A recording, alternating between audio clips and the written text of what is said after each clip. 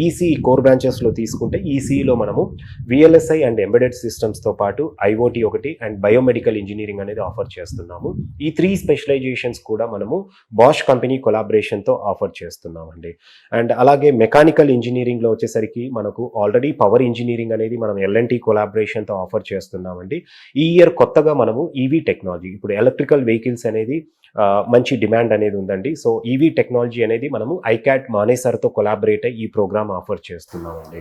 So ఈ EV టెక్నాలజీకి అనేది చాలా తక్కువ ఇంటేక్లో మేము అడ్మిషన్స్ తీసుకోవడం జరుగుతుంది. అండ్ దీనికి ఐకాట్ మానేసర్తో కొలాబరేషన్ ఉంది కాబట్టి దీంట్లో దాదాపు స్టూడెంట్కు అంటే ఒక మంచి ప్లేస్మెంట్స్తోనే ఇక్కడ ఫైనల్ ఇయర్ తర్వాత బయటకు వచ్చే అవకాశం అనేది ఉంటుందండి. అలాగే సివిల్ ఇంజనీరింగ్లో మనము స్మార్ట్ ఇన్ఫ్రాస్ట్రక్చర్స్తో పాటు ఏరోస్పేస్ ఇంజనీరింగ్ కూడా ఆఫర్ చేస్తున్నాం. ఏరోస్పేస్ ఇంజనీరింగ్ అనేది మన దగ్గర ఒక సిగ్నేచర్ ప్రోగ్రామ్ అని చెప్పొచ్చండి.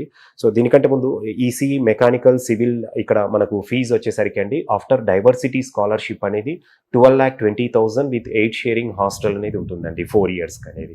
సో ట్యూషన్ ఫీ, హాస్టల్ అంతా కలిపి కొలాబరేషన్ ఫీజెస్ అంతా కలిపి 12,20,000 ఫర్ 4 years అనేది ఉంటుందన్నమాట.